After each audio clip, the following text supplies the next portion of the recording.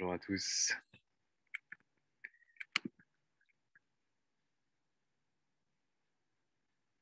Bonjour à tous. Bonjour tout seul plutôt. On va attendre que Pierre-Xavier puisse nous rejoindre.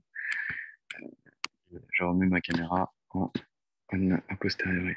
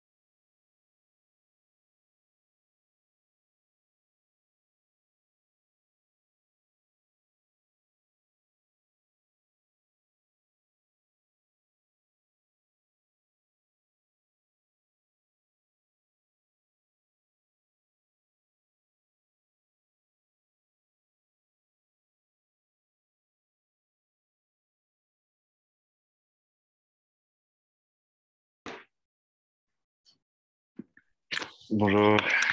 Bonjour. Ouais, Pierre-Xavier. Vous m'entendez? Ça va? Très bien. Très très bien. Alors moi je suis vraiment désolé, j'ai un masque aujourd'hui puisque je suis en station F et du coup si je veux pouvoir rester en vie ou en tout cas pas me faire sucrer mes accès, il faut que je garde un masque. Faites. Hein. Moi, je fais. Je- Parfait. Eh bien, écoutez, moi, je vous propose qu'on puisse commencer. De toute façon, le webinaire sera disponible en replay pour ceux qui n'auront pas soit pris le chemin en marche, soit ceux qui auront dû partir avant la fin.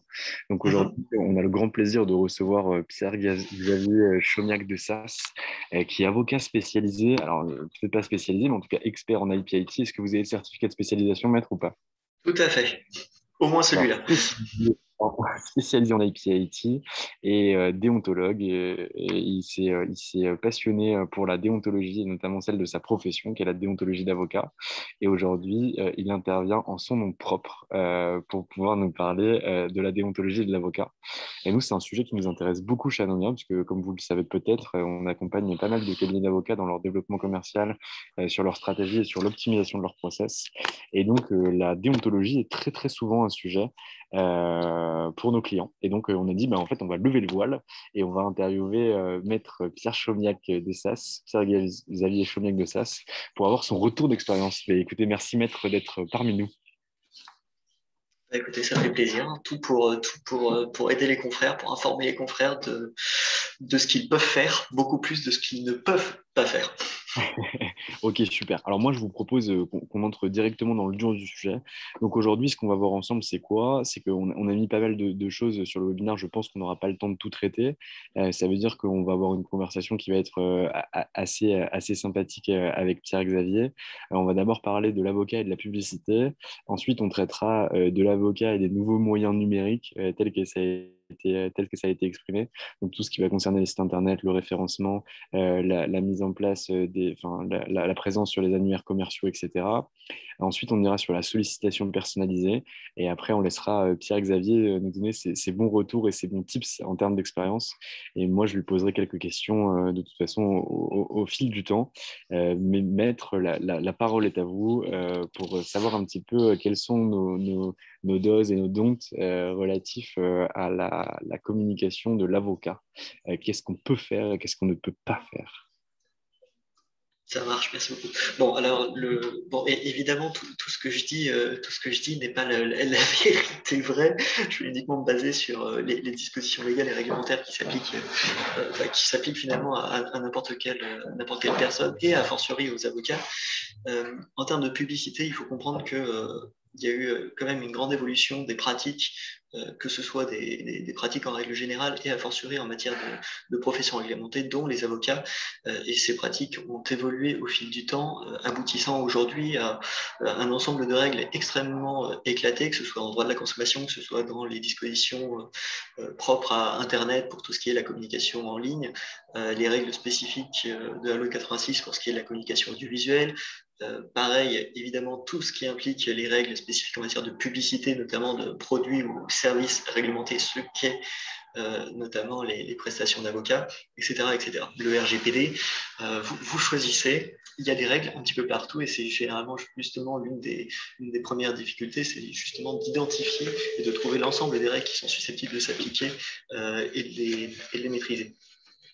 Pour vous donner, alors 2 points. Le premier, c'est que la publicité s'est développée vers un contrôle de plus en plus accru. Aujourd'hui, vous regardez les publicités qui existaient il y a 30 ans, aujourd'hui, jamais on pourrait refaire la même. Je cite généralement dans mes formations l'exemple de la fameuse publicité où on voit un petit garçon qui est en train de manger danette sur danette sur danette, et quand ses parents reviennent, il a la tête complètement barbouillée, et il blâme son poisson rouge en disant Maurice, tu pousses le bouchon un peu trop loin. La réalité, c'est qu'aujourd'hui, cette publicité pourrait plus du tout être diffusée sur les chaînes en l'état, puisque aujourd'hui, il y aurait systématiquement un bandeau avec marqué manger 5 fruits et légumes par jour, bougez, faites du sport, attention, il y a du sucre, etc., etc. Donc, la règle, c'est la publicité est de plus en plus contrôlée, est contrôlée par un certain nombre d'instances, que ce soit la DGCCRF, que ce soit la RPP, potentiellement les juridictions, si jamais la communication comporte des éléments pénals. Vous faites une publicité avec des croix gammées ou des enfants mineurs nus, vous allez avoir des problèmes qui sont évidemment des problèmes de bon sens. Ça, c'est pour la publicité. En matière de publicité des avocats, ce qu'il faut comprendre, c'est qu'il y a eu aussi une évolution qui est allée dans le sens de l'innovation et de la liberté. Au début des années 20, il y a eu l'une des premières formes de publicité et de communication pour la profession d'avocat était la capacité à mettre à l'extérieur de son bâtiment la fameuse plaque, ce qu'on appelle aujourd'hui la plaque professionnelle. Eh bien, c'est dans les années 20 qu'on a permis et autorisé pour la première fois les avocats à communiquer sur le fait que dans ce bâtiment, vous pouviez bénéficier des services d'un avocat. Ça a continué après au fil du temps. Dans les années 90, par exemple, vous avez eu le premier cabinet d'avocats qui a décidé de faire une communication au sein d'un journal. C'était c'était quelque chose d'assez générique dans lequel il disait notre cabinet est compétent dans nos droits affaires pour accompagner les sociétés, vous pouvez nous joindre à telle adresse et sur ce numéro de téléphone. Ça n'a posé aucune difficulté au regard de nos règles déontologiques, même si beaucoup de confrères se sont scandalisés du fait qu'il y avait une forme de commercialisation, en tout cas de promotion obscène de la profession en se mettant dans un journal. 10 ans après, vous avez eu, fin des années 2000, un cabinet d'avocats qui a eu l'idée absolument brillante de passer sur France 3, édition régionale pour que ce soit beaucoup moins coûteux que sur une édition nationale. Et c'était une petite vidéo tout à fait tout à fait simple dans lequel un avocat présente son cabinet, ses champs de compétences. Et à nouveau, ça a fait jaser, mais la réalité, c'est que ça ne posait absolument aucune difficulté. Et aujourd'hui, on imagine très bien, alors ça s'est beaucoup dématérialisé, ça s'est transféré de la télévision à Internet et aux réseaux sociaux, mais aujourd'hui, vous avez en effet un certain nombre d'avocats qui font des communications euh, sous forme audiovisuelle et sous réserve de certaines règles, c'est parfaitement admis. Donc, le premier point, c'est toujours de comprendre qu'en réalité, vous avez la possibilité d'innover, vous avez la possibilité de faire ce que vous voulez. C'est un peu le principe du code pénal, c'est-à-dire liberté de faire ce que vous voulez, sauf ce qui est précisément interdit, soit par des dispositions légales, soit par des dispositions réglementaires, dont font partie eh bien, le règlement intérieur du barreau. Étant entendu évidemment qu'après, vous avez un certain nombre de strates, c'est-à-dire vous avez au niveau national le CNB, avec son RIN, vous avez après dans chaque barreau non seulement des règlements complémentaires comme dans le cas de Paris, le RIBP, règlement intérieur du barreau de Paris, qui peut proposer des règles complémentaires ou spécifiques. Et évidemment, il faut savoir jongler avec toutes ces dispositions, mais qui dans l'ensemble ont vocation à être assez communes. Voilà pour la partie légale, on va dire. Vous avez des dispositions légales qui sont le droit de la consommation, qui sont des choses assez classiques, les pratiques commerciales trompeuses. Vous avez des règles spécifiques à la profession d'avocat, principalement dans le RIN pour le barreau de Paris, également des dispositions dans le RIBP puisqu'il existe. Et après, au sein de cet encadrement, vous faites exactement ce que vous voulez. À titre d'exemple, l'année dernière, il y a eu une révision du RIN justement pour essayer, pour fusionner les moyens de communication de l'avocat. Historiquement, on distinguait deux choses, ce qu'on appelait l'information professionnelle de l'information personnelle. L'information professionnelle, c'était les supports de correspondance des avocats qui intégraient en fait un nombre très limité de moyens de communication qui étaient les plaques d'avocat, les cartes de visite et les papiers à en-tête, sur lesquels vous aviez un nombre extrêmement limité de choses que vous pouviez mettre, principalement des données d'identification. C'était extrêmement strict. Vous pouviez pas mettre de choses un peu excentriques, vous pouviez pas mettre votre photo, vous pouviez pas mettre un slogan ou des choses comme ça. Et de l'autre côté, vous aviez l'information dite personnelle, qui est là la communication et la publicité telle que tout le monde l'entend aujourd'hui. Et bien en avril 2020, le RIN, puis le RIBP dans la foulée, puisqu'évidemment l'idée était d'avoir une cohérence entre les deux, a supprimé cette modification de sorte qu'aujourd'hui, n'importe quel support de communication est soumis aux mêmes règles qui sont définies principalement à l'article 10.2 du RIN. Le dernier point, c'est que, évidemment, vous comprenez, il faut trouver un équilibre entre l'innovation et après les déviances et les abus. Et c'est là où généralement il y a une frustration, c'est-à-dire certaines personnes vont essayer dans un premier temps d'innover et d'essayer de prendre les bonnes idées qu'ils peuvent trouver soit d'eux-mêmes, soit à gauche à droite, y compris dans des professions qui ne sont pas réglementées ou qui ne sont pas soumises à un très grand niveau de contrôle, et après être vexé quand ils constatent qu'en réalité, nos règles nous l'interdisent, alors que, et c'est le dernier point sur lequel je veux finir en matière d'encadrement législatif, 80% des règles qu'il y a au sein du RIN qui encadrent la profession d'avocat, c'est un copier-coller de dispositions légales. Quand le RIN vous dit que vous n'avez pas le droit de faire de pratiques commerciales trompeuses, donc vous devez être loyal de votre information, c'est ni plus ni moins que le droit de la consommation qui est repris pour l'avocat. Quand on vous dit que vous n'avez pas le droit de faire état de fonctions juridictionnelles passées ou présentes, c'est juste du bon sens pour vous distinguer, pour montrer, un, votre principe d'indépendance par rapport à l'ordre juridictionnel, et deux, éviter une forme de collusion ou de promotion qui serait déloyale vis-à-vis des autres confrères et vis-à-vis du justiciable. Quand on vous dit que c'est une autre disposition de 10.2, les rares mentions prohibées, vous n'avez pas le droit de donner l'impression d'une structure qui n'existe pas. Et à nouveau, c'est du bon sens. Donc en vrai, avec du bon sens et une certaine bonne foi qui est, on va dire, la base des avocats, vous pouvez très bien vous en sortir. Et après, si jamais vous avez des questions, vous avez des problématiques vraiment précises sur lesquelles vous voulez un conseil, notamment un conseil avant d'investir des sommes qui parfois sont assez conséquentes en termes de communication, vous pouvez tout à fait vous rapprocher de votre ordre qui a une, voire plusieurs commissions dédiées pour répondre à vos questions et vous encourager à trouver des solutions à ce que vous voulez monter. Voilà. Ok, très clair. Alors moi, si j'ai deux, trois questions à vous poser pour que donc la vue législative, je la vois bien, la vue réglementaire par rapport au RIN, au RIPB et aux règles de droit de la consommation, je le comprends bien aussi. Si on rentre dans l'opérationnel pur jus, je Mhm. suis un cabinet d'avocats, j'exerce, je sais pas, rue Victor Hugo à Paris. J'ai envie de mettre mon portrait en 4 par 3 sur l'Arc de Triomphe. J'ai le droit ou j'ai pas le droit? Vous avez le droit. Très clair. Si j'ai Faut envie, juste payer la somme et ça dépend ce que vous ok, allez écrire dessus. vas-y. Si c'est vous nu, Ouais. avec marqué venez dans mon cabinet, il y aura un problème. Principe essentiel, dignité, dignité, honneur. Si vous avez un slogan assez, euh, bon, on va dire abusif, excessif, voire dans certains cas, ce qu'on a pu voir, putassier au possible, en mode avec nous c'est moins cher que les autres, là ça va poser problème. Mais juste votre Ok. photo avec le nom de votre cabinet, sur le papier, il n'y a aucun problème.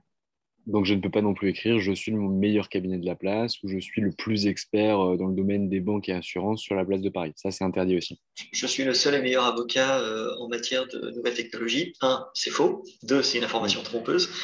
Et ça engage votre responsabilité si jamais il y a la moindre difficulté vis-à-vis d'un client. Et donc ça, c'est la Donc, ça, c'est vraiment DGCCRF qui les peut règles vous de droit tomber commun. dessus. Pardon? Ok. Ça, c'est les règles de droit commun. C'est ça.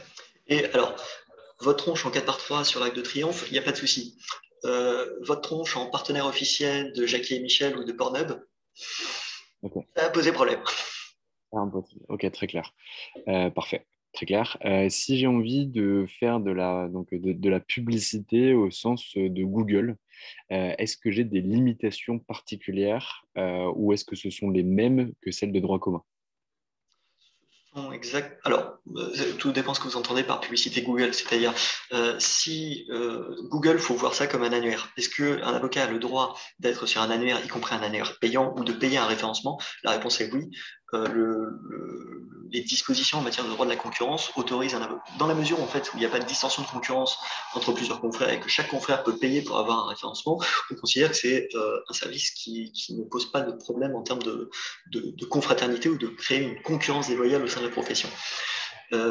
Maintenant, vous serez tenu par les règles du droit de la consommation, c'est-à-dire si moi, par exemple, je fais du Google Ads et que je vole tous les noms GID, tous les noms de mes concurrents, là, en termes de parasitisme, en termes potentiellement de contrefaçon, en termes de concurrence déloyale, il risque de m'arriver quelque chose. Et a fortiori, si c'est illégal, c'est contraire à notre déontologie. Très clair. Ok, parfait. Donc aujourd'hui, aucun problème pour être sur des plateformes de mise en relation entre avocats-clients, sur Google Ads, mettre en place du Google Ads, faire un 4 par 3 sur l'Arc de Triomphe tant qu'on n'est pas nu et quand on ne fait pas un partenariat avec Pornhub. Tout ça, Alors, finalement, c'est des règles de droit commun. oui, il y a quelques règles spécifiques malgré tout. Vous avez mentionné un truc particulier qui sont les plateformes d'intermédiation. Les plateformes d'intermédiation, c'est un peu plus compliqué. Cette fois, c'est l'article 19 qui le prend en compte.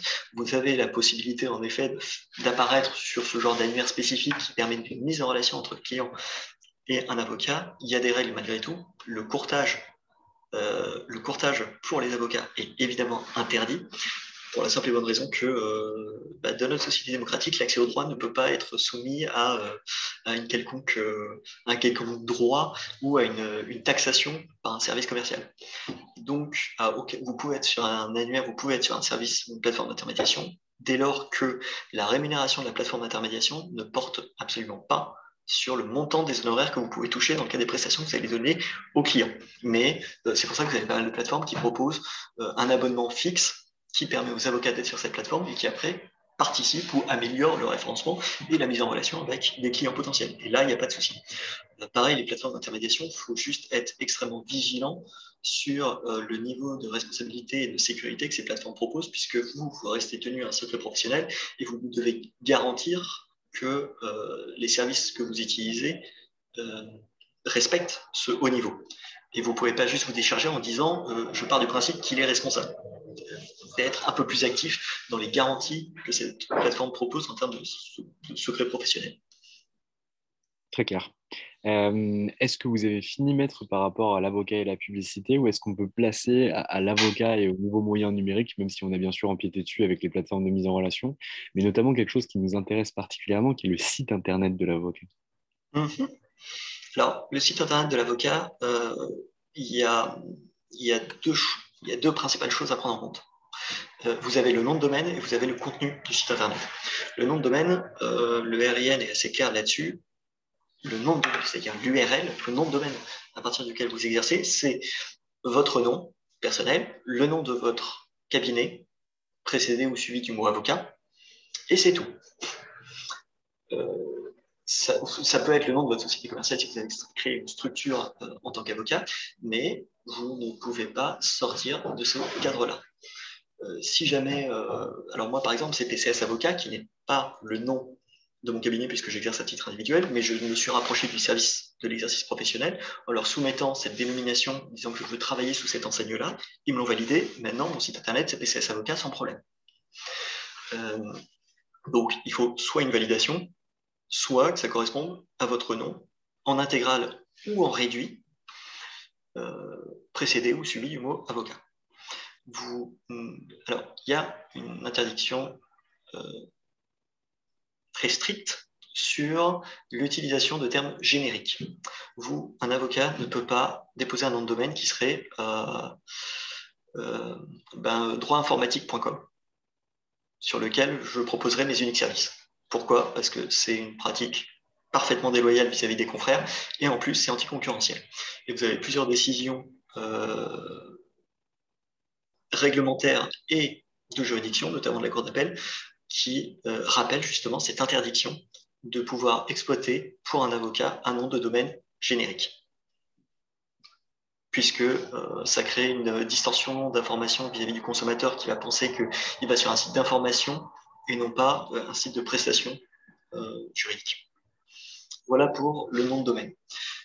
Vous avez après sur le contenu du site internet, on recommence, vous mettez ce que vous voulez, tant que votre information est sincère et loyale, tant que vous ne mettez pas de mention prohibée, c'est-à-dire pratique commerciale trompeuse, donner l'impression d'une structure qui n'est pas la vôtre, et c'est là où on va arriver avec les fameux do's and don'ts. Par exemple, une information loyale et sincère, si vous êtes tout seul, que vous venez de prêter serment, ou que vous avez 1 ou 2 années d'exercice, et que vous exercez seul dans votre cabinet, vous n'avez pas le droit de dire que vous avez plusieurs départements, que vous avez des équipes d'avocats spécialisés, et que vous exercez depuis 10 ans.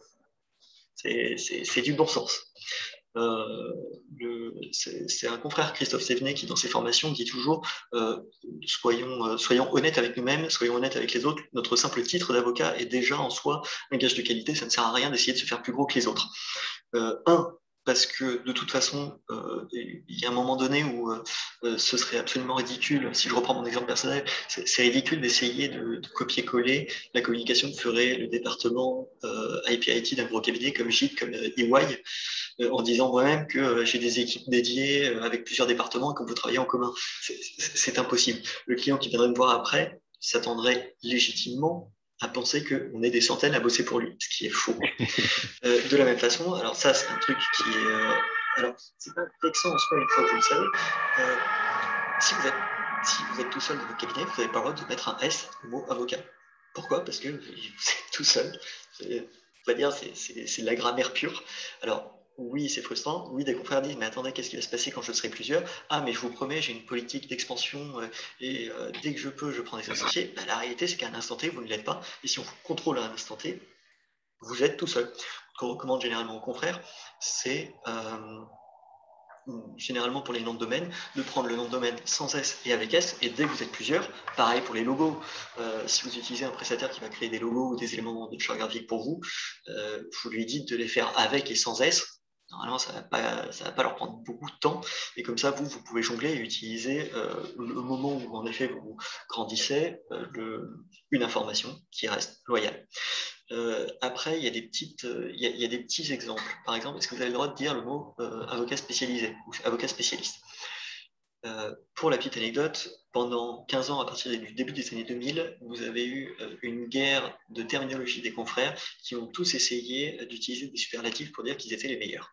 Donc, il y a eu les domaines de compétences dominantes, il y a eu les experts, il y a eu les spécialistes, il y a eu les spécialisés, il y a eu les expertises de pointe, etc., etc.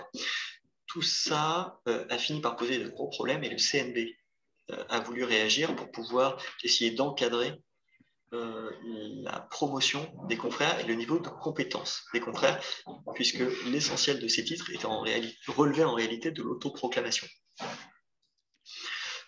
Pour répondre à cela, le CNB a mis en place un système de certification, de contrôle des compétences des avocats, qui, une fois que ce contrôle est passé, permet à l'avocat d'utiliser un terme mentionnant sa compétence particulière, et c'est ça qu'on a appelé le certificat de spécialisation. Si vous n'êtes pas titulaire de ce certificat, si vous n'avez pas ce diplôme, vous ne pouvez pas vous présenter comme avocat spécialisé. Mention spéciale à ceux qui, dans leur diplôme de Master 2, disent « j'ai fait un Master 2 de droit des affaires spécialisé en machin ». Quand bien même c'est le titre exact de votre diplôme, la réalité c'est que vous créez une confusion entre le véritable certificat de spécialisation de la profession d'avocat et ce diplôme-là. Vous avez tout à fait le droit de dire que vous avez fait ce Master 2 avec un lien hypertexte qui va renvoyer vers le détail de ce diplôme. Vous avez le droit d'utiliser le mot expertise. Ça, en tout cas, ça aujourd'hui, c'est admis. Par contre, vous n'avez pas le droit d'utiliser le mot expert. Pourquoi? Parce que c'est pas vérifié. C'est à nouveau un titre autoproclamé. En plus, la notion d'expert renvoie à des dispositions très précises en matière de procédure judiciaire, puisqu'un expert, c'est quelqu'un qui est sur une liste officielle et qui peut prêter son concours, si besoin, à une juridiction. Donc, le terme expertise est admis, le terme expert crée une confusion. Donc, soit vous êtes. Alors, après, vous pouvez avoir un avocat dédié à une pratique, un avocat avec une compétence spécifique, compétence de pointe si vraiment vous êtes bon.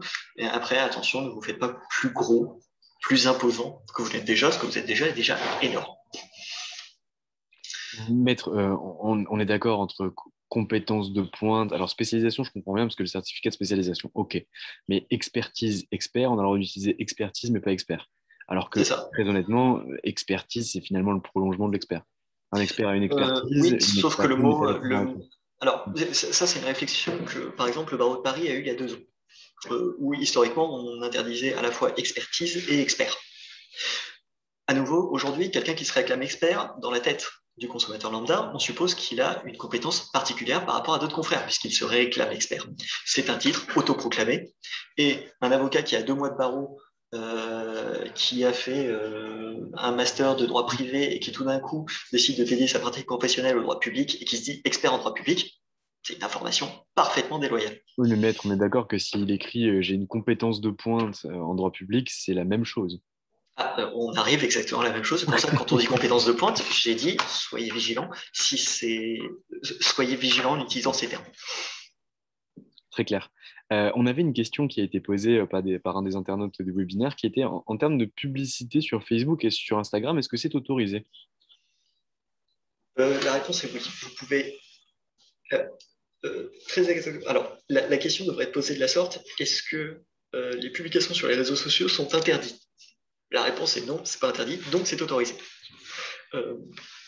Plus précisément, quand vous faites votre site internet, vous avez l'obligation de le soumettre à la validation, enfin à l'ordre des avocats pour validation, pour vérifier que vos contenus justement sont conformes à un certain nombre de règles, que ce soit la formation loyale et sincère, que ce soit certaines de nos obligations déontologiques, le respect du RGPD, le respect des dispositions liées aux médiateurs de la consommation, etc. etc. Ça, c'est un contrôle que fait l'ordre. Quand il y a des choses qui sont problématiques, on vous dit quoi changer et comment le changer pour que ça rentre dans les clous. Et dès que votre site est fait, vous êtes officiellement validé. Ça, c'est une procédure obligatoire dispensée par le RIN. Les publications sur les réseaux sociaux ne sont pas soumises à cette obligation de déclaration préalable pour une raison très simple. L'instantanéité des publications et la redondance des publications sur les réseaux sociaux empêchent une communication systématique et préalable à l'ordre. Donc vous n'êtes pas soumis à cette obligation. Par contre, vous êtes soumis aux mêmes règles du RIN sur les réseaux sociaux, quels qu'ils soient. C'est-à-dire, si... alors après, tout dépend du réseau social. Sur Twitter, vous pouvez faire des choses tout à fait simples, puisque c'est principalement du texte. Sur Instagram, vous pouvez mettre des photos, mais faites attention. mettez pas des photos de vous en bikini sous votre compte Instagram d'avocat, puisque, un, c'est contraire à la dignité, deux, ça crée une confusion entre votre vie privée et votre vie professionnelle qui peut vous être extrêmement préjudiciable, puisque vos clients, les juges qui peuvent potentiellement vous googler ou vous rechercher, et il y en a, vont tomber sur ces éléments-là, et évidemment, on invite les confrères à distinguer strictement les comptes personnels des comptes professionnels. Très clair. Et maître, pour faire valoir une expertise ou une compétence de pointe, parce que j'ai bien retenu la leçon, je suis avocat, j'ai travaillé pour de belles entreprises. Ces belles entreprises m'ont témoigné leur remerciement en m'expliquant que j'étais un grand cabinet d'avocats pour tel et tel domaine.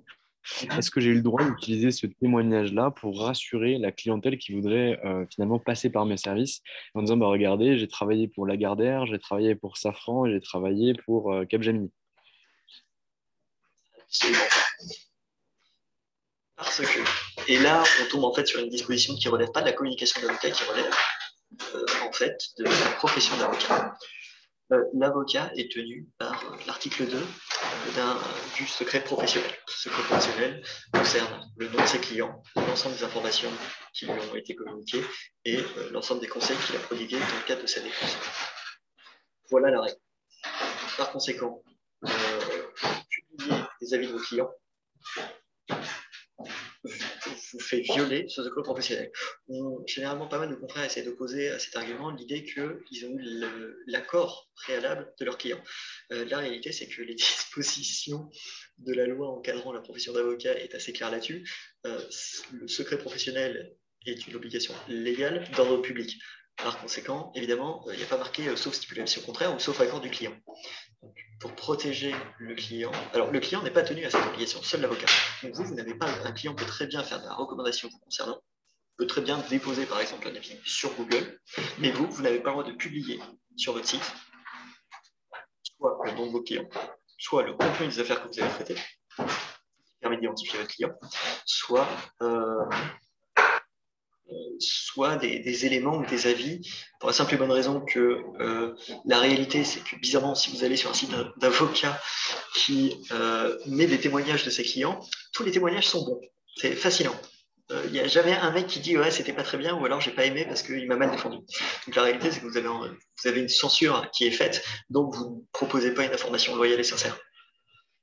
Et puisque c'est vous qui avez en plus le contrôle de votre site internet, vous pouvez très bien traficoter ce que vous voulez. Donc la réalité, c'est que sur votre site internet, vous n'avez le droit de rien mettre.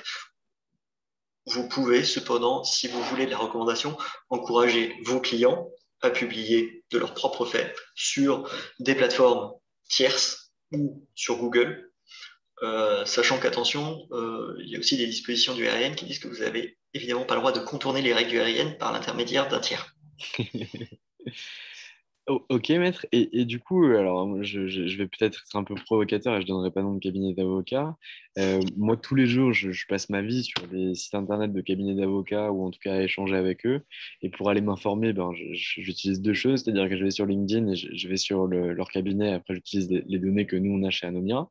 Moi, j'en vois partout. Des logos de clients, des témoignages de clientèle, etc. Je connais très très peu de sites internet qui n'ont pas ces aspects-là sur leur site.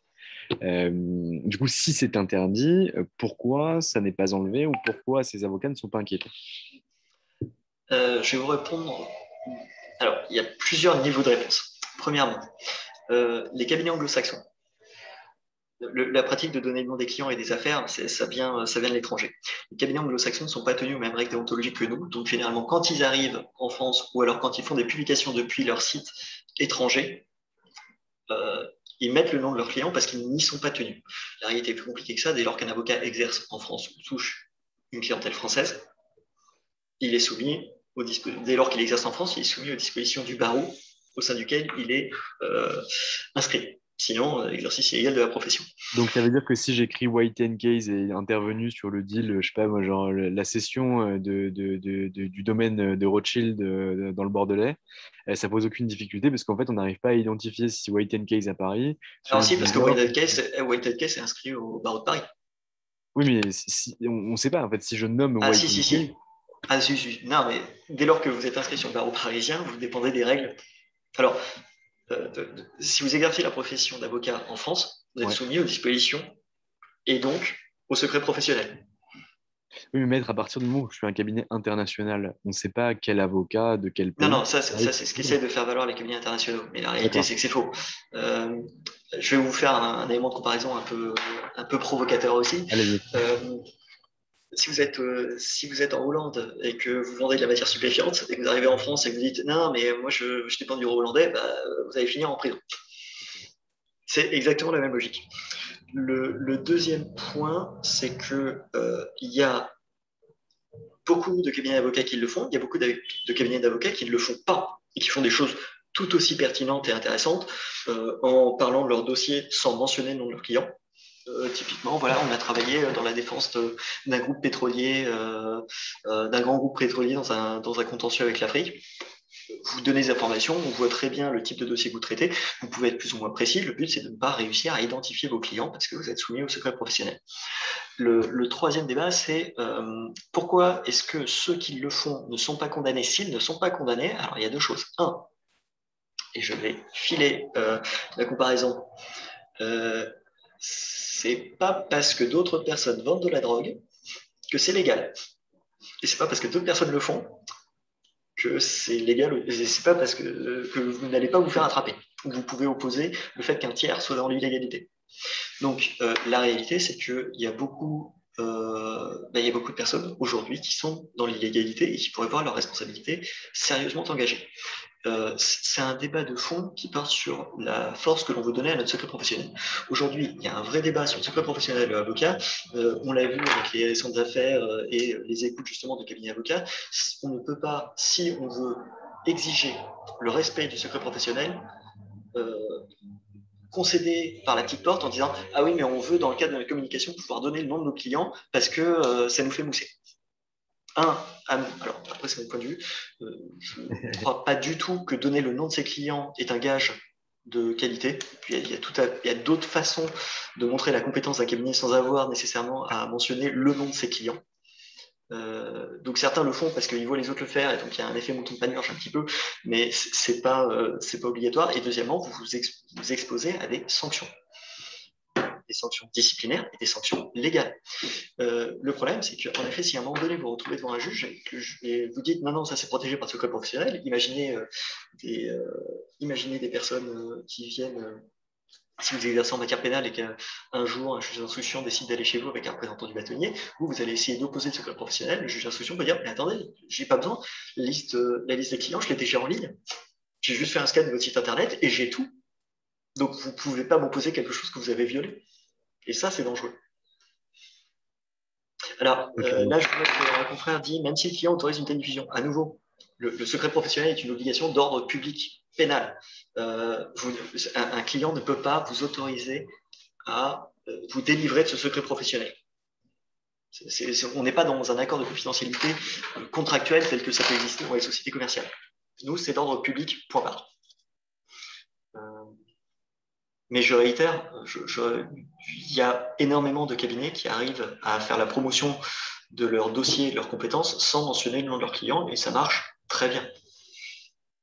Donc, en fait, si aujourd'hui certains cabinets d'avocats ont cette pratique-là, celle-ci est illégale Mhm. et en fait, ils n'ont pas été condamnés parce que le bureau de poursuite ou l'organe de poursuite du barreau de Paris ou de la commission en charge n'a pas été saisi ou ne s'est pas auto-saisi de cette question. C'est ça. Alors, en effet, en ce qui concerne le barreau de Paris et la commission publicité qui est en charge de ça, depuis un an, la commission peut s'auto-saisir. Il y a 33 000 avocats sur Paris. Sans En parler deux. des avocats sans parler des avocats x2 x2 et quelques pour la France entière. Évidemment, quand il y a une difficulté qui concerne, si un avocat parisien veut contester les pratiques d'un cabinet à Toulouse, à Lille, à Bordeaux, ça va passer d'abord ça va être une opération interbarreau, donc avec les bâtonniers de chacun des barreaux qui traitent de ces difficultés. Donc, en effet, c'est long. Les 33 000 avocats, l'ordre n'a pas du tout, en tout cas l'ordre des avocats du barreau de Paris, n'a pas du tout vocation à fliquer et à faire une surveillance en ligne des confrères. C'est absurde. Il y a une obligation qui est de publier, de communiquer à l'ordre des sites internet pour qu'on fasse nos recommandations. Si les personnes ne le font pas et qu'ils se font choper, ils auront un problème avec l'ordre, puisque l'ordre dira, mais en fait, vous respectez même pas les règles, et maintenant vous voulez qu'on vous protège, alors que vous-même avez été les premiers, les premiers concernés. Donc il y a un peu le côté pas vu, pas pris, pris, pendu. Voilà. Système assez simple. Après, il revient en fait à la moralité de chaque avocat de choisir qu'est-ce qu'il veut faire et pourquoi il veut le faire. Malheureusement, que ce soit dans les réseaux sociaux, que ce soit dans les sites internet, il y a généralement 4 éléments que les confrères essaient de mettre en place. Il y a quel type d'information que vous pouvez faire? Soit vous faites de l'information pure et dure, c'est-à-dire vous faites un article sur la réforme de la procédure pénale, la question, j'ai vu ça ce matin, est-ce qu'il faut juger les fous ou pas? Est-ce qu'il faut condamner à 20 ans de réclusion, enfin 20 ans de réclusion, voire la perpétuité des enfants mineurs, etc., etc. Là, vous faites de l'information. Après, vous pouvez faire de la publicité, on va dire de la communication, c'est-à-dire vous parlez de vous, de vos compétences, de ce que vous avez mis en place, potentiellement de façon anonymisée les dossiers que vous avez traités. Vous pouvez accessoirement, ça plus pour les réseaux sociaux, exploiter ce type de créer des contenus pour créer du réseau, échanger, rencontrer d'autres confrères, créer des synergies. Et c'est ce que je mettais dans le synopsis de cette formation, la réponse D, qui est un mélange des 3 précédents, parce qu'en réalité, il n'y a pas une véritable stratégie claire de communication et de marketing, voire parfois on dépasse un petit peu en faisant des choses qui n'ont rien à voir avec notre profession et qui donc n'ont pas lieu d'être, puisque vous n'avez pas le droit de faire un contenu qui est sans lien avec votre profession. C'est une des mentions prohibées de 10.2. Si sur votre site internet, vous avez le droit de parler de vous, vous avez le droit de parler de vos diplômes, de vos dossiers, vous n'avez pas le droit de dire que votre passion, c'est l'échangisme en jouant à la pétanque le week-end. Ça n'a pas de lien avec votre profession. Et par exemple, mettre, quand on a un compte LinkedIn, c'est un compte LinkedIn personnel, mais dans lequel on mentionne qu'on est avocat. Et ça veut dire que théoriquement, en tout cas en termes de déontologie, on ne pourrait que publier des contenus en relation avec l'exercice de son métier d'avocat. Oui. Alors, bon, je vous avoue, concernant LinkedIn, je n'ai pas encore eu le sujet, enfin, j'ai pas encore vu dans mon expérience un compte personnel LinkedIn qui ne parle pas de sa profession. Le mec, d'accord, bon, admettons, le gars, à mon sens, c'est peut-être un peu planté de réseau social. Mais en fait, dès l'instant où vous êtes identifié, ou vous pouvez être identifié comme avocat, vous êtes soumis à nos règles. Pas mal de bâtonniers, pas mal de grands avocats disaient que même en dormant, on reste avocat. Ça fait partie de ce qui va avec la profession. Vous pouvez faire ce que vous voulez sur les réseaux sociaux, mais dans ce cas-là, utilisez des pseudonymes ou faites en sorte qu'on ne puisse pas vous identifier. Et là, vous pouvez exercer votre vie privée comme vous le voulez. Une façon, de ce point de vue-là, les avocats, alors c'est vrai, ont toujours un statut un peu particulier, mais vous pouvez très bien nous comparer sur ce point-là à des magistrats, à des militaires, et vous verrez jamais un juge sur un profil Instagram de juge publier une photo de lui en vacances avec ses enfants. Vous verrez jamais un juge en son nom propre sur les réseaux sociaux publier des choses qui ont attrait à ses fonctions juridictionnelles. Pourquoi? C'est l'obligation d'ordre public, discrétion et secret professionnel lui aussi, évidemment. Et de ce point de vue-là, les avocats sont tenus à ce même degré de prudence, de dignité, de modération, de courtoisie, de confraternité et tous les autres principes essentiels, même si il est vrai, dans la mesure où nous sommes des libéraux, parfois ça peut se confronter à la question de la promotion, la question de la publicité de nos actes. Mais on n'est pas non plus des sociétés commerciales. Donc après, il y a aussi un statut, c'est-à-dire est-ce que il peut y avoir un débat sur finalement la commercialisation de la profession d'avocat. Est-ce une bonne chose, n'est-ce pas une bonne chose? C'est une transition pour la sollicitation directe ou indirecte. Pareil, si vous voulez, si vous voulez. C'est d'ailleurs plus simple, parce que la commercialisation de la profession d'avocat, là, je vous avoue, ça devient technique. Mais alors, la sollicitation personnalisée, en effet, vous avez évidemment la possibilité de pouvoir contacter une personne directement, un prospect ou un client potentiel, et lui soumettre votre offre de service. c'est l'article 10.3 du RIN qui l'encadre. C'est parfaitement légal, évidemment, c'est juste un peu encadré. C'est encadré par quoi? Vous devez évidemment respecter tout ce qui relève de la communication de l'avocat et des petites règles complémentaires en matière de sollicitation personnalisée, c'est-à-dire principalement dans votre courrier de sollicitation, donc, qui doit être à une personne identifiée. L'offre que vous devez faire doit être personnalisée et identifiée à une personne déterminée. C'est le principe de la correspondance privée, pour faire une comparaison. Vous pouvez écrire ce que vous voulez, si votre information est loyale et sincère, et vous ne pouvez pas écrire n'importe quoi. Je vous garantis de récupérer l'argent qu'on vous a volé dans ce contrat illégal. Il y a beaucoup de termes qui... Alors, vous ne pouvez pas garantir quoi que ce soit puisque vous ne procédez qu'à un conseil, vous ne pouvez pas garantir une obligation de résultat sur votre prestation. Deuxièmement, le contrat n'est pas forcément illégal si vous ne l'avez toujours pas vu. Ça se trouve, il est tout à fait légal.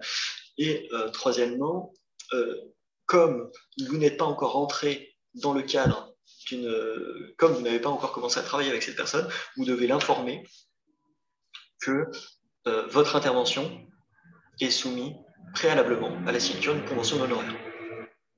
C'est l'une des mentions obligatoires complémentaires concernant spécifiquement la sollicitation personnalisée.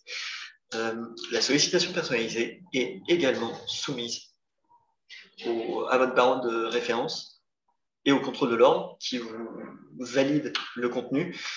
Et il y a très souvent, et ça c'est véritablement pour protéger les confrères, parce que vous avez énormément de personnes, soit des sociétés commerciales, soit leurs conseils, qui dénoncent déontologiquement des sollicitations personnalisées qui ont été envoyées par un confrère qui vise justement à contester les pratiques de ladite société, et dont le courrier est injurieux, diffamant, et propose des choses qui sont évidemment contraires à la déontologie, et c'est les avocats d'en face qui vont dénoncer là-dessus. Et à nouveau, si vous n'avez pas respecté les règles, elles adviennent que pourra pour vous, puisque vous serez en manquement 1 légal et 2 réglementaire, et de facto déontologique. Après, ça ne coûte rien d'envoyer un courrier à l'ordre qui vous dit banco ou qui dit changez juste ce mot-là et tout le reste est parfait.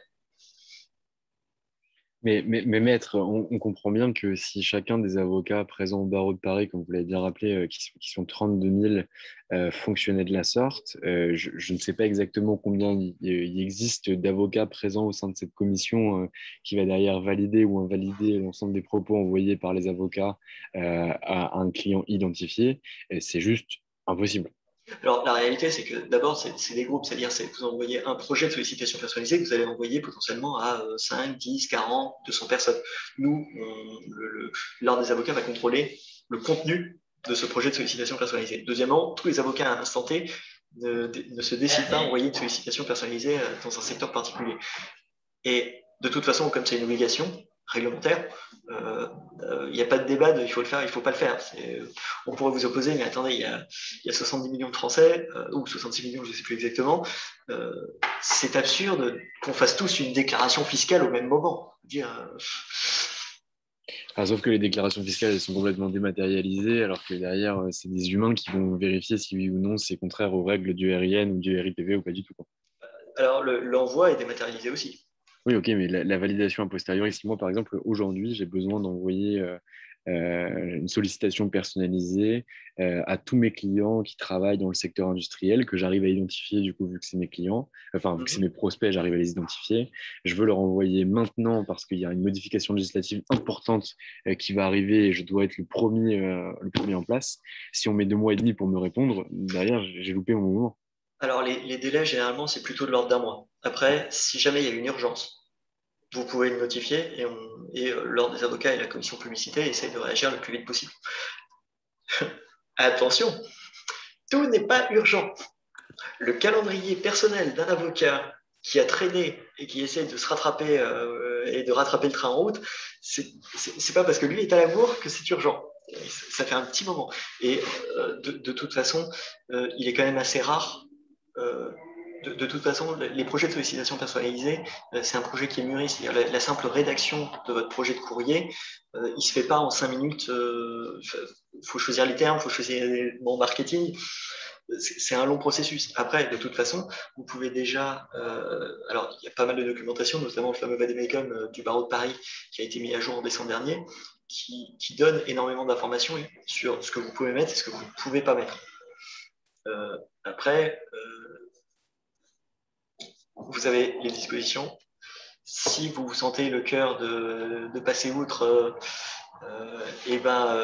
vous jouez, sachant que le risque, en fait, c'est que non pas qu'on vienne vous chercher, enfin, c'est qu'on vienne vous chercher parce que quelqu'un vous aura dénoncé. Parce qu'il aura trouvé le contenu illégal ou contraire à nos règles déontologiques. Ok, et pour ça, il faut avoir un intérêt à agir ou n'importe qui peut agir? C'est quoi un peu le nombre d'avocats qui sont poursuivis? Je ne sais pas si vous en avez une idée, maître, ou pas du tout. Euh, il y en a, absolument pas. Enfin bon, là moi, potentiellement, je pourrais vous donner des chiffres que sur Paris. Ouais, mais sur Paris, c'est Euh, très bien. Sur 32 000 avocats, ça nous donne une réflexion. alors après, c'est 32 000, 33 000 avocats, mais c'est pas 33 000 avocats autonomes qui ont leur propre cabinet. Il y en a qui sont pensez à tous les collaborateurs qui ne sont pas forcément à l'initiative d'opérations marketing, etc., etc. Donc ça se réduit. Il y a ceux qui, de toute façon, il ne faut pas de sollicitation personnalisée. Donc les avocats qui soumettent. Alors après, la réalité, c'est que c'est extrêmement difficile d'évaluer ceux qui publient de ceux qui ne publient pas et font ça sous le tapis. Par contre, le nombre de. Je vous dirais qu'en effet, un bon tiers des sollicitations qui sont soumises sur dénonciation parce que leur contenu est illégal. Et leur contenu est illégal. Ok, Euh, mais en termes Moi, avocat, je vous protégerai contre l'état scélérat. Il y a beaucoup de problèmes. et en termes d'avocats qui ont été poursuivis réellement pour ces sollicitations personnalisées, qui étaient soit contraires aux règles de déontologie, soit contraires aux règles classiques du droit de la conso ou autre, il y en a combien par an au barreau de Paris? Alors, j'ai absolument pas cette information, Ok. puisque les avocats qui travaillent sur la validation des sites internet ne sont pas les avocats qui dépendent de l'autorité de poursuite et ne sont pas les avocats non plus qui vont décider, enfin qui relèvent en fait de l'autorité du bâtonnier, qui vont décider ou non d'une sanction disciplinaire. Donc là-dessus, je sais pas les chiffres. Enfin, Ok, je ne sais pas. mais Par contre, quand il y a des vraies difficultés ou quand les avocats ont commis de réels manquements ou des manquements graves, euh, c'est transféré à l'autorité de poursuite parce que en vrai, l'avocat a fait n'importe quoi et que c'est dangereux. C'est-à-dire le comportement de l'avocat est dangereux. Et il y a aussi des cas. Alors évidemment, il y a une confidentialité au sein de l'ordre et dans sa gestion notamment des sanctions disciplinaires. Donc, on peut que spéculer. Par contre, il y a aussi le bâtonnier et l'ordre des avocats est aussi saisi, potentiellement dans certains cas le CNB, peuvent aussi être saisis par des autorités extérieures. Par exemple, la DGCCRF, qui vont poursuivre des comportements d'avocats dénoncés par des clients, ou dénoncés par des legal tech, ou dénoncés par d'autres confrères. Et la DGCCRF est plus puissante, violente, avec des sanctions qui dépassent le simple cadre disciplinaire que l'ordre des avocats et les éventuelles sanctions qui peuvent être associées à des manquements déontologiques. Ok, mais donc en termes de nombre finalement ou de quantum d'avocats sanctionnés de façon annuelle par rapport à des sollicitations personnalisées ou par rapport à de la publicité qui n'aurait pas été en accord avec les règles du RIN, du RIPB ou que sais-je, hein, des règles de déonto ou des règles plus traditionnelles de publicité classique, derrière, on n'a pas idée du nombre d'avocats qui se font sanctionner de façon globale. Donc on ne sait pas si c'est 10 Ah, avocats par an. la réelle sanction, non, enfin, D'accord. moi en tout cas, Ok. j'ai pas ces informations. Par contre, il y a un truc, c'est que je vous dirais que 90-95% des confrères se mettent en conformité. C'est-à-dire, c'est aussi absurde de dire je m'en moque, je vais être contralégal dans ma pratique de la Mhm. profession d'avocat. Surtout si on vous a déjà notifié que ce que vous faites est illégal, si vous passez devant un juge après, alors allez expliquer, allez témoigner de votre bonne foi, ça va être très compliqué. Ok, très Bon, clair. les avocats sont quand même assez. Ils comprennent l'idée de la loi et l'idée du respect de la loi. Même si de temps. Et surtout, bon, les règles sont pas absurdes. Elles peuvent être un peu vexantes, elles peuvent être gênantes par moment, mais elles sont pas absurdes. Ok, très clair. Par exemple, quand j'ai une question qui me vient en tête et après on passe sur l'avocat et les legal tech, parce qu'on a déjà bien avancé sur ce webinaire qui doit durer 1 heure. À chaque fois qu'on discute avec Pierre-Xavier de déontologie, on passe 2 heures et demie au téléphone. Je vais y aller en Euh, non, non, non, je vais y aller en synthèse. non, non, mais j'ai une question, une dernière question à vous poser. Je vois souvent passer des deals de journaux juridiques. Typiquement, je vais tous les citer comme ça, il n'y aura pas de difficulté. LGA, Décideur de Leaders League, Le Monde du Droit, qui communiquent sur des deals qui ont été faits par des cabinets d'avocats. Et ces cabinets d'avocats-là, soit repartagent l'information, mais en tout cas, ces acteurs ont eu des informations qui leur ont été données. Est-ce qu'il y a des choses qui sont faites par rapport à ça ou pas du tout? Alors, les sites journalistiques ou les sites ou n'importe quel tiers qui publie n'est pas tenu par le secret professionnel, n'est pas tenu par les obligations de notre profession. Donc, ils peuvent publier ce qu'ils veulent. Euh, on considère que dans une logique quand même assez pertinente et de tolérance, en tout cas c'est l'interprétation des règles du barreau de Paris, il est possible pour un avocat, si il n'a pas le droit de publier lui-même sur son site le contenu de ses articles, il a le droit de mettre un lien hypertexte qui renvoie vers ces contenus-là. Alors, donc, ça veut dire que c'est la même chose pour les avis clients sur un site internet. C'est C'est-à-dire ça. que moi, Tant j'ai que le c'est droit sur mon site internet en tant qu'avocat de pouvoir mettre un lien vers mon Google My Business qui recense l'ensemble des avis que j'ai pu avoir sur Google. c'est ça, mais il n'a pas le droit d'apparaître sur votre site. Parfait. Donc, très clair. Mais les tiers ne sont pas tenus au secret professionnel, donc ils peuvent mettre ce qu'ils veulent. Après, la question sous-jacente, notamment c'est-à-dire les articles commandés par des avocats, les ententes entre certains journalistes qui veulent de l'info, etc. Ça, c'est un autre débat avec potentiellement en effet des gros manquements sur le secret Ouais. professionnel et sur certains principes. Et là, bah, si on arrive enfin là, on va arriver à un système de preuve. Ouais. Est-ce qu'on peut le prouver? Si oui, bah, lancer des procédures. Sinon, bah, ça reste de la rumeur. Et c'est une preuve qui est quand même assez diabolique, étant donné que le journaliste peut opposer le secret des sources. Et donc, du coup, le secret professionnel plus le secret des sources fait que quand même l'information est quand même difficilement accessible en termes de preuve. Alors, il y a ça, mais alors, il y a ça, il y a aussi il y a eu des décisions de la CEDH là-dessus sur la stratégie de défense où justement l'avocat en fait dépasse, ne serait-ce que dans sa liberté d'expression, la réserve et la prudence qu'il doit avoir en principe parce que ça participe au seul moyen de défense dont il peut bénéficier. Là, on rentre dans des problèmes un peu plus techniques, mais qui ne sont pas la communication normale de l'avocat. Très clair. Non, mais Voilà. parfait, c'est juste de la curiosité personnelle. Et donc, Hmm. en termes d'avocat et de legal tech, du coup, vous avez des choses à nous dire. Je suis tout oui et je pense que tout le monde l'est aussi. Alors, bon, j'en ai déjà un petit peu parlé, c'est les plateformes d'intermédiation, les annuaires payants, tout ça, vous pouvez y aller, il n'y a aucun souci. Faites juste attention aux conditions générales et finalement à l'intrusion de cette plateforme dans la relation que vous avez avec votre client, puisque vous devez être à tout moment indépendant, vous devez être à tout moment autonome dans la gestion de votre client et la protection des informations qu'il vous soumet. Donc, typiquement, une plateforme sur laquelle, enfin, si une plateforme vous dit ce n'est que par mon intermédiaire que vous pourrez échanger avec votre client, il y a un problème de fond. Puisque finalement, ça veut dire qu'il y a quelqu'un qui se met entre vous et votre client. Donc, ça, c'est pas possible. Mais les plateformes d'intermédiation, il n'y a aucun souci. Tant que vous êtes capable d'être immédiatement identifié parfaitement et que, en réalité, une fois que cette mise en relation est faite, bah, le client peut vous rechercher directement parce qu'il a accès à vos informations. Il a votre numéro de téléphone, il a votre mail, il a votre adresse. Ça, il n'y a aucun souci. Après, il y a eu une évolution depuis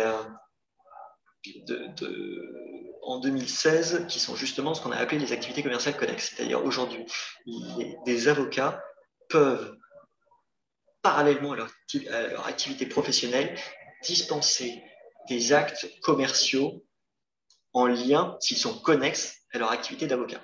Par exemple, un avocat peut, par l'intermédiaire de son activité, proposer une prestation commerciale qui serait de la formation, pour des élèves avocats, qui serait une prestation payante, mais qui ne serait pas soumise en réalité à des honoraires. Donc, l'acte commercial. Donc, dès lors que c'est connexe, vous avez la possibilité de le faire. Évidemment, c'est soumis au contrôle de l'ordre. Vous ne pouvez pas faire n'importe quoi en réclamant que c'est connexe sur le principe. Et, ou à l'inverse, vous pouvez prendre des participations dans une société commerciale qui ferait justement de ces activités connexes. Attention, vous ne pouvez pas avoir des parts dans une société commerciale qui effectuerait une activité juridique de consultation, puisque ça c'est interdit, puisque ça dépend du monopole des avocats et de certains autres endroits. Donc une société commerciale ne peut pas faire des actes d'avocat, mais un avocat peut faire potentiellement des activités commerciales, s'il s'est connecté à sa profession et s'il est en lien avec la profession d'avocat. Voilà. Et le dernier point que je mentionnais, c'est évidemment, vous ne pouvez pas utiliser un prestataire tiers pour lui demander de faire des choses qui seraient contraires aux règles déontologiques. Très clair. Mais aujourd'hui, je suis cabinet d'avocat, je ne peux pas être en SASU ou en SAS. Pour votre activité d'avocat, non. Non, puisqu'une société commerciale n'a pas le droit de faire des actes d'avocat. Un avocat peut faire des actes commerciaux, mais une société commerciale ne peut pas faire des actes d'avocat. Ok, donc je devrais passer nécessairement par une CELAS ou une CELASU. Alors, oui, bon, après, il y a la façon dont vous exercez votre structure. Par contre, vous pouvez avoir votre cabinet d'avocat et à côté faire une SASU, au sein de laquelle vous vendez, je sais pas, un logiciel qui fait le calcul de votre préjudice du montant de votre préjudice corporel ou quelque chose comme ça, qui est une prestation commerciale, mais qui est bien distincte de votre activité d'avocat. Très clair. Et est-ce que je pourrais l'exercer au sein même de mon activité, ce logiciel-là, est-ce que je pourrais le vendre au sein de mon activité? Ouais. Là, on sort un tout petit peu de la communication de l'avocat et on commence à rentrer vraiment dans ce nouveau pan que sont les activités commerciales connexes et annexes. Je crois que vous pouvez l'exercer au sein de votre activité, enfin au sein de votre cabinet, en précisant évidemment que c'est une prestation connexe, soumise à la validation de l'ordre. Vous avez une obligation de notification de déclaration de cette activité. Et l'ordre, s'il voit qu'il y a un problème sur justement la prestation commerciale que vous voulez proposer, vous en avise et le cas échéant adapte votre offre pour que ça colle aux besoins. Voilà. Très clair. Très clair. Écoutez, maître, je vous remercie pour cet échange. Est-ce que certains ont des questions? Je vois qu'il y a des questions dans le chat. Si vous en avez, n'hésitez surtout pas à les poser. Pierre-Xavier, je peux vous laisser regarder. Je suis quasiment aveugle et du coup, c'est compliqué pour moi d'aller checker dans le chat. Ah, il n'y a pas de souci. Si vous voyez les questions, j'ai déjà répondu à deux, trois. Alors, attendez, je remonte ça. La publicité sur les réseaux sociaux tels que Facebook ou Instagram est-elle autorisée? Ben, la réponse est oui. Par contre, attention, quand vous parlez de réseaux sociaux, tous les réseaux sociaux ne sont pas autorisés. Par exemple, si vous allez sur des sites, si vous essayez de faire la promotion de votre cabinet avocat, par exemple sur des sites comme Tinder, Grindr, dont l'objet n'a rien à voir avec la profession d'avocat, ben là, vous allez manquer au principe de dignité. Vous allez en plus contrevenir aux conditions générales de ces plateformes qui généralement interdisent la création de profils à des fins extérieures, notamment des fins de promotion ou des fins commerciales. Alors déontologiquement, déontologiquement, ça pose un problème de la même façon que historiquement, on interdisait aux avocats de pouvoir se balader dans les hôpitaux en déposant les cartes sur tous les malades en disant vous savez que je suis très en droit des successions. C'est-à-dire que la dignité là passe un cap. Tac. Bonjour, plus sur la comptabilité de la déontologie, le caractère commercial. Un avocat pourrait-il proposer une prestation de séquestre pour une opération où il représente... Oh la vache. Alors... je l'ai vu la question, je ne l'ai pas posée. Un avocat pourrait-il proposer une prestation de séquestre pour une opération où il ne représente aucune des parties et être rémunéré en pourcentage? Faire de l'apport d'affaires, quoi. Bah non. Faire du courtage, c'est pas parce que vous êtes avocat que vous avez le droit de faire du courtage pour les autres avocats. Alors, en effet, il existe des pratiques où en effet des confrères se recommandent des dossiers avec potentiellement une participation, une participation sur les honoraires ou de la recommandation, mais c'est pas une pratique avérée et pour le coup, les dispositions légales qui encadrent la profession d'avocat interdisent purement et simplement le courtage et le démarchage. Donc non. Même si le client entend une indivision, là on parlait justement de la violation du secret professionnel, non, le secret professionnel il est d'ordre public, vous ne pouvez pas le violer. D'autant que le dernier bâtonnier élu et son vice-bâtonnier ont mis en avant justement le secret professionnel qui sera vraisemblablement, qui fait l'objet d'une actualité extrêmement forte. Si on perd le secret professionnel, on perd énormément de choses. Et à mon sens, ça me paraît stupide uniquement à des fins de promotion parce que les cabinets anglo-saxons ont tendance à le faire, alors que, à mes yeux, j'ai pas vu de trace que la recommandation évidente d'un client, le nom du client, la recommandation elle peut exister, il n'y a pas de souci, mais que le nom du client sur votre site en disant je suis l'avocat de telle partie apporte une réelle plus-value. D'autant que on revient à la formation sincère et loyale, c'est-à-dire quand, imaginons, et ça il y a eu ça à des moments, hein, quand un confrère dit je suis l'avocat de la Société Générale, ou je suis l'avocat de France Télévisions, on sait pertinemment que c'est faux. Parce qu'il y en a d'autres, c'est pas parce qu'il est intervenu sur un dossier à un moment qu'il est l'avocat de ce groupe. L'information est maladroite et trompeuse. Que se passe-t-il si la plateforme impose un prix de consultation à l'avocat? Il n'a pas le droit.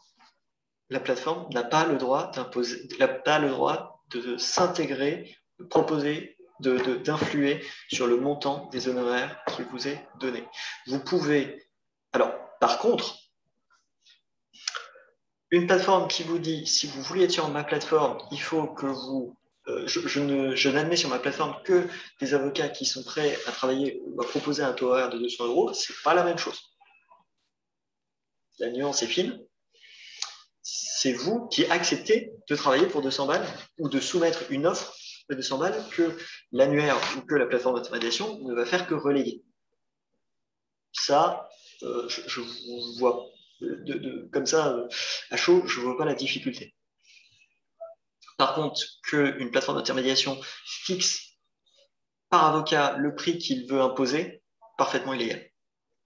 Sauf si une fois de plus, elle dit bah, pour telle opération, ça sera tel prix, et les avocats qui veulent venir, bah, en fait, il faut qu'ils facturent à tel prix.